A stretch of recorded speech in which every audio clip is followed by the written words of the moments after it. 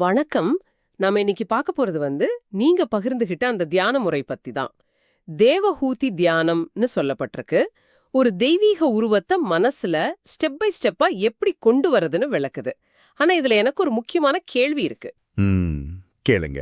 இது வெறும் ஒரு பக்தி சார்ந்த பயிற்சியா, இல்லைன்னா மனச ஒருமுகப்படுத்துறதுக்கு, நம்ம உணர்ச்சிகளை ஒரு கண்ட்ரோலுக்குள்ள கொண்டு வரதுக்கு ரொம்ப நுட்பமா டிசைன் பண்ண ஒரு சைக்கலாஜிக்கல் டூலா? அதுதான் நம்ம இன்னைக்கு ஆழமா பார்க்க போறோம். ரொம்ப ரொம்ப சரியான கேள்வி. ஏன்னா மேலோட்டமா பார்க்கும்போது ஒரு மத ரீதியான சடங்கு மாதிரி தெரியலாம். ஆனா உண்மையில இது மனசோட கவனத்தை எப்படி ஒருநிலைப்படுத்தி ஒரு குறிப்பிட்ட உணர்ச்சி நிலைக்கு கொண்டு போறதுங்கிறதுக்கான ஒரு ப்ளூ பிரிண்ட் மாதிரி. ஒளியில ஆரம்பிச்சு ஒரு முழு உருவத்துல மனதை நிலைநிறுத்துற வரைக்கும் ஒவ்வொரு படியும் ஒரு ஸ்பெசிபிக் பட்ட உளவியல் நோக்கத்தோட தான் வடிவமைக்கப்பட்டிருக்கு.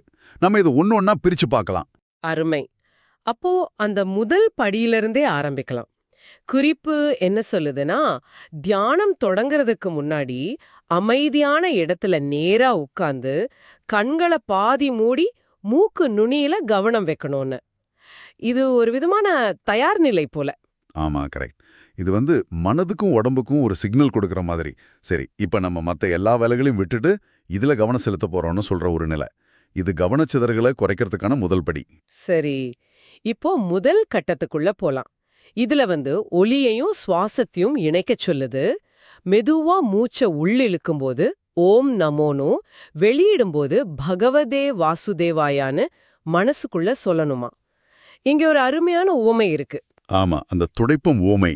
ஆமா, இந்த மந்திர ஒலி உங்க மனசுல இருக்கிற கவலைகளை ஒரு துடைப்பம் போல சுத்தம் செய்யறதா உணருங்கள். இந்த துடைப்பம்னு சொல்றது ரொம்ப பவர்ஃபுல்லானது. ஏன்னா இது கவலைகளை சும்மா வேடிக்கை பாருங்கன்னு சொல்லல, அதை தீவிரமா ஒரு ஆக்ஷன் எடுத்து சுத்தப்படுத்துங்கன்னு சொல்லுது.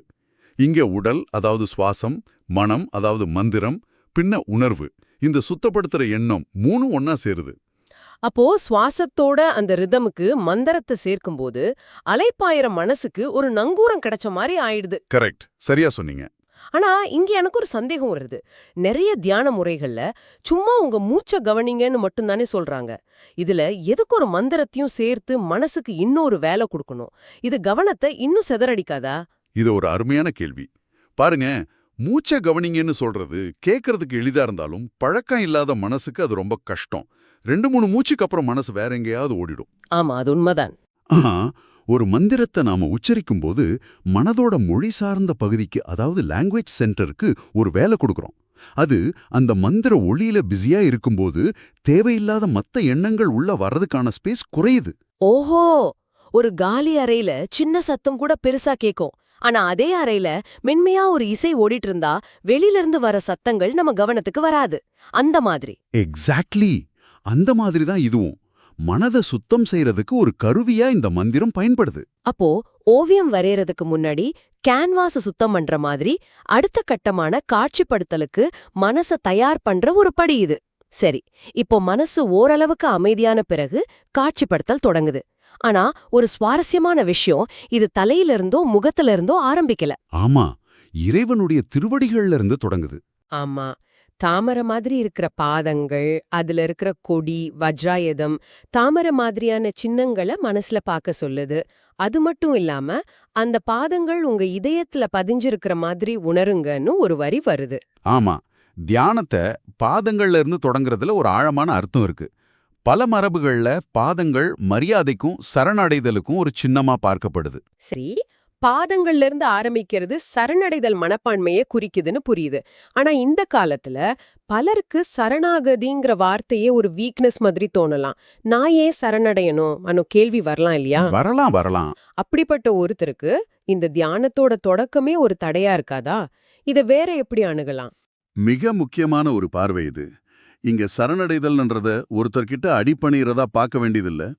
அதுக்கு பதிலா நம்மளோட கட்டுப்பாடற்ற சிந்தனைகள், நம்மளோட ஈகோ எல்லாத்தையும் கொஞ்ச நேரத்துக்கு ஓரமா வச்சுட்டு இந்த பயிற்சியில ஈடுபடுறதான்னு எடுத்துக்கலாம். ஓகே, லெட்டிங் கோ மாதிரி. ஆமா, ஒரு சிக்கலான கணக்க போடும்போது மத்த எல்லா விஷயத்தையும் மறந்துட்டு அதுல மட்டும் கவனம் செலுத்தும் இல்லையா, அந்த மாதிரி. அந்த மனநிலை இல்லாம ஆழமான ஒருமுகப்படுத்தல் சாத்தியமே இல்ல. அப்போ அந்த சின்னங்கள், கொடி, வஜ்ராயுதம், தாமரை, இதெல்லாம் சும்மா ஒரு கவிதைக்காகவா? இல்லவே இல்ல. அவை ஒவ்வொன்றும் ஒரு உளவியல் தூண்டுதல், ஒரு சைக்கலாஜிக்கல் ட்ரிகர். கொடி வெற்றியை நினைவுபடுத்துது. வஜ்ராயுதம் இந்திரனோட ஆயுதம். அது அசைக்க முடியாத சக்தியையும் உறுதியையும் குறிக்குது. தாமரை சேத்துல வளர்ந்தாலும் தூய்மையா இருக்கிற தன்மையை குறிக்குது. அப்போ நாம அந்த சின்னங்களை தியானிக்கும் போது வெறும் படங்களை பார்க்கல. ஆமா, அந்த மனநடங்களை நம்ம கொண்டு முயற்சி செய்றோம். அது ஒரு விதமான காக்னிட்டிவ் பிரைமிங். அந்த குணங்களுக்கு நம்ம மனசை நாம தயார்படுத்துறோம். வாவ், சரி. பாதங்கள்ல இருந்து மெதுவா கவனம் மேலே நகருது. மரகத தூண்கள் மாதிரி இருக்கிற தொடைகள், மின்னலை போல ஒளிரும் தங்க நிற ஆடை, அதாவது பீதாம்பரம், ரத்தினங்கள் பதிச்ச இடுப்பு மேகலைன்னு வர்ணனைகள் தொடருது. ஆமாம், இந்த இடத்துல வர்ணனைகள் ரொம்ப கவித்துவமா, ரொம்ப விவரமா இருக்கு. ஆமா, மரகத தூண்கள், மின்னல் போன்ற ஒளி, இந்த மாதிரி சொற்கள் தியானத்தை இன்னும் தீவிரமாக்குது. கால்களை நினையுங்கள்னு பொதுவா சொல்றதுக்கும் மரகத தூண்கள் போன்ற தொடைகளை நினையுங்கள்னு சொல்றதுக்கும் பெரிய வித்தியாசம் இருக்கு. ஆமா. ரெண்டாவது, மனசுக்கு ஒரு தெளிவான உறுதியான பிம்பத்தை கொடுக்குது. அதுல போய் மனசு எளிதா ஒட்டிக்கும். நீங்க சொல்றது சரிதான். ஆனா இதுல ஒரு ஆபத்து இருக்கிற மாதிரி தோணுது. மரகத தூண் அப்படின்னு ஒரு பிம்பத்தை அவ்ளோ கச்சிதமா மனசுல கொண்டு வர முடியலன்னா, ஐயோ எனக்கு சரியா வரலையே, நான் இந்த தியானத்துக்கு லாயக்கு இல்லையோன்னு ஒரு விதமான தோல்வி மனப்பான்மை வந்துடாதா? வரலாம். இது ஒரு பொதுவான சவால். இங்க நம்ம புரிஞ்சுக்க வேண்டியது என்னன்னா, நோக்கம் போட்டோகிராஃபிக் துல்லியம் கிடையாது. அந்த வர்ணனைய ஒரு வழிகாட்டியா பயன்படுத்திக்கிட்டு நம்ம மனசுக்கு எது இயல்பா வருதோ அதை உருவாக்கினா போதும். முக்கியம் என்னன்னா, மனசு வேற எங்கேயும் போகாம அந்த ஒரு ஸ்பெசிபிக் பட்ட வேலையில, அதாவது உருவத்தை உருவாக்குறதுல ஈடுபட்டிருக்கணும். ஆ, இங்கதான் நீங்க சொன்ன அந்த கீழிருந்து மேல் அணுகுமுறை வருது.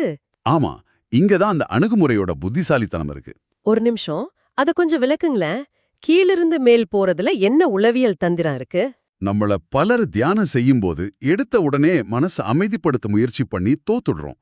அது ஒரு பெரிய மலைய ஒரே தாவல்ல தாண்ட முயற்சி பண்ற மாதிரி. ஆமா. ஆனா இந்த முறை என்ன பண்ணுதுன்னா, மனசுக்கு ஒரு சின்ன சுலபமான வேலையை கொடுக்குது. முதல்ல பாதத்தை மட்டும் பாரு, அது முடிஞ்சதும் அடுத்து கணுக்கால பாரு.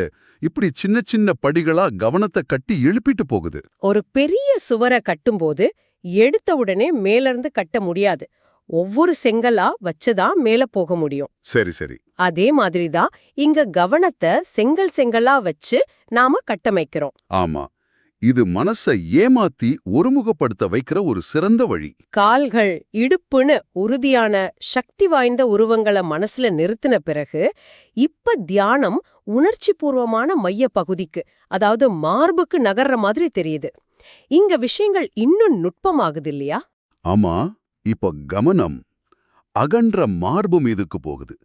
அங்க சூரியன் மாதிரி ஒளிரும் கௌஸ்துபமணி, நறுமணம் வீசும் வனமாலை, அப்புறம் நீல நிற உடம்புல பிரதிபலிக்கிற முத்து மாலைன்னு பார்க்க சொல்லுது. இங்க வாசனை, ஒளி, நிறம்னு பல புலன்கள் சம்பந்தப்படுது. இது வெறும் காட்சிப்படுத்துறதுக்கும் மேல போகுது. மிகச்சரி.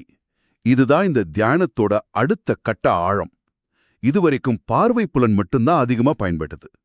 ஆனா இங்க வனமாலையின் நறுமணம்னு சொல்லும்போது வாசனை உணர்வையும், அதாவது சென்ஸ் ஆஃப் ஸ்மெல்லையும் நம்ம உள்ள கொண்டு வரோம். அப்போ இது வெறும் தியான நுட்பம் மட்டும் அல்ல.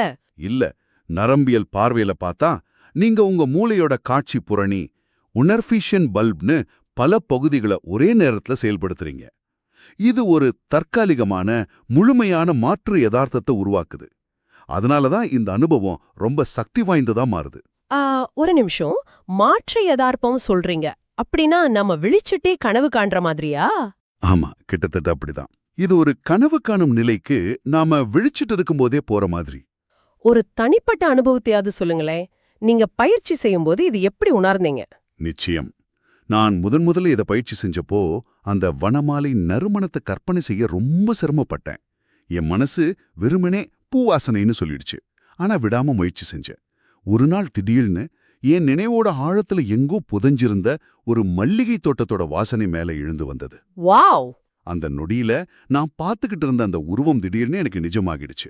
அந்த மாதிரி பல புலன்களை ஈடுபடுத்தும் போது மனப்படிமம் ரொம்ப தத்துரூபமா மாறுது. அந்த அனுபவத்தை கேட்கும்போதே அது எவ்வளவு சக்தி வாய்ந்ததா இருக்கும்னு புரியுது. இப்போ தியானத்தோட உச்சக்கட்டத்துக்கு வரோம். முகம், கன்னங்கள்ல ஒளி வீசுற மகர குண்டலங்கள் அசையறத கவனிச்சு கடைசியா அந்த சாந்தமான கருணை நிறைந்த புன்னகையில மனசை நிறுத்த சொல்லுது. ஆமா, குறிப்போட கடைசியோட வரிகள் ரொம்ப வலிமையானவ. இறுதியாக அந்த புன்னகையை மட்டும் பாருங்கள். அந்த புன்னகை உங்கள் துயரங்கள் அனைத்தையும் கரைப்பதாக உணருங்கள். இப்போது மந்திரம் ஒலிக்கட்டும், உருவம் நிலைக்கட்டும். இது ஒரு பெரிய பாய்ச்சல் மாதிரி எனக்கு தோணுது. இதுவரைக்கும் பாதங்கள், ஆபரணங்கள், ஆடைகள்னு உறுதியான பார்க்கக்கூடிய பொருட்களை பார்த்துட்டு வந்தோம். ஆனா இப்போ புன்னகைன்னு ஒரு உணர்ச்சிபூர்வமான உருவமற்ற விஷயத்துல மனசை நிறுத்த சொல்லுது. ம், அது மட்டும் இல்லாம அது துயரங்களை கரைப்பதாக உணருங்கள்னு ஒரு கட்டளையும் கொடுக்குது. இந்த திடீர் மாற்றம் ஏன்? இதுதான் தியானத்தோட கடினமான பகுதியா? இது கடினமான பகுதி. ஆனா இதுதான் இந்த பயணத்தோட முழு நோக்கமும் கூட. இதுவரை நாம செஞ்ச எல்லாமே, அதாவது அந்த உருவத்தை கட்டமைச்சது எல்லாமே இந்த ஒரு நிலைக்கு மனசை பக்குவப்படுத்துறதுக்கு தான். ஓ, அந்த முழு உருவமும் ஒரு ஏணி மாதிரி. கரெக்ட். நாம அந்த ஏணியில ஏறி இப்போ உச்சியில இருக்கிற அந்த புன்னகையை அடைஞ்சிட்டோம். இப்ப ஏணியை விட்டுடலாம்.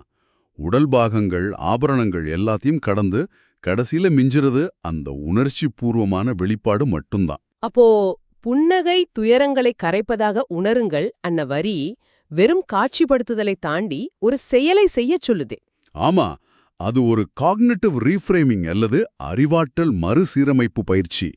நீங்க ஒரு புன்னகைய பார்க்கல, அந்த புன்னகை உங்ககிட்ட ஒரு மாற்றத்தை ஏற்படுத்துறத நீங்க உணரணும். என் துயரங்கள் கரையுதுன்னு நீங்க உங்களுக்குள்ளே ஒரு புதிய உண்மையை உருவாக்குறீங்க.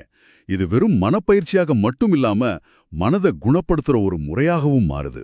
அப்போ கீழே இருந்து மேலாக உருவத்தை உருவாக்கியது கவனத்தை படிப்படியாக குவித்து இறுதியில் இந்த ஒரு சக்தி வாய்ந்த உணர்ச்சி நிலையில மனதை நிலைநிறுத்தத்தான். எக்ஸாக்ட்லி. ஆஹா, இத மொத்தமா பார்த்தா நாம சுவாசத்திலையும் ஒலியிலையும் ஆரம்பிச்சு மனச சுத்தம் செஞ்சு அப்புறம் ஒரு முழு உருவத்தை செங்கல் செங்கலா கட்டி அதோட உச்சகட்டமா ஒரு சக்தி வாய்ந்த புன்னகையில நம்ம மனதை நிலைநிறுத்தி ஒரு உணர்வுபூர்வமான மாற்றத்தை ஏற்படுத்துறோம். இது ஒரு முழுமையான கட்டமைக்கப்பட்ட பயணம். மிகச்சரியா சொன்னீங்க. இந்த தியானத்தோட அமைப்பு ரொம்ப ஒழுங்கானது. நீங்க எடுத்த எடுப்புல ஒரு புன்னகையை நினைச்சு உங்க கவலைய மறங்கன்னு சொன்னா அது நடக்காது. மனசு 1000 கேள்வி கேட்கும். ஆமா ஆமா. ஆனா பாதங்கள்லேருந்து ஆரம்பிச்சு மெதுவா கவனத்தை மேல கொண்டு வரும்போது மனசோட பகுத்தாயும் தன்மை, அந்த அனலிட்டிக்கல் மைண்ட் கொஞ்சம் கொஞ்சமா அமைதியாகி உணர்வுபூர்வமான மனம் திறக்குது. அப்போ சிதறிய மனநிலையிலிருந்து ஆழமான ஒருமுகத்தன்மைக்கு ஒருத்தர் அழைச்சிட்டு போற ஒரு சிறந்த வழி இது. ஆமா, இது ஒரு மிகச்சிறந்த எடுத்துக்காட்டு. இந்த முறையோட அழகே அவசரப்படாம ஒவ்வொரு விவரத்தையும் ரசிச்சு உணர்ந்து உள்வாங்கிட்டு போறதுல தான் இருக்குன்னு நினைக்கிறேன். உண்மைதான். இது வெறும் மனப்பயிற்சி என்பதை விட ஒரு கலைப்படைப்பை உருவாக்குற மாதிரி. உங்க மனமே கேன்வாஸ், உங்க கவனமே பிரஷ். ஒவ்வொரு வர்ணனையும் அந்த ஓவியத்தை மெருகேற்றுது. கடைசியில அந்த ஓவியம் உங்களுக்குள்ளே ஒரு ஆழமான அமைதியையும் உணர்வுபூர்வமான விடுதலையும் கொடுக்குது. இப்போ நீங்க சிந்திக்கிறதுக்கு ஒரு கேள்வி. இந்த தியான முறை ஒரு சரியானப்பட்ட உருவத்தை ரொம்ப விரிவாக விவரிக்குது. ஒருவேளை அந்த உருவத்துல இருக்கிற ஏதாச்சும் ஒரு சின்ன விவரத்தை நீங்க மாத்துனா என்ன ஆகும்? இல்லனா முழு உருவத்தையும் பார்க்காம சூரியன் மாதிரி ஒளிரும் அந்த கௌஸ்துப மணி இல்லனா வனமாலையோட நரமண மாதிரியான ஒரே ஒரு அம்சத்துல மட்டும் உங்க முழு தியான நேரத்தையும் கவனம் செலுத்தினா உங்க அனுபவம் எப்படி மாறும்? முழு உருவத்துக்கும் அதோட ஒரு பகுதிக்கும் இடையில உங்க கவனம் மாறப்படுறது தியானத்தோட தன்மையை எப்படி மாத்தக்கூடும்?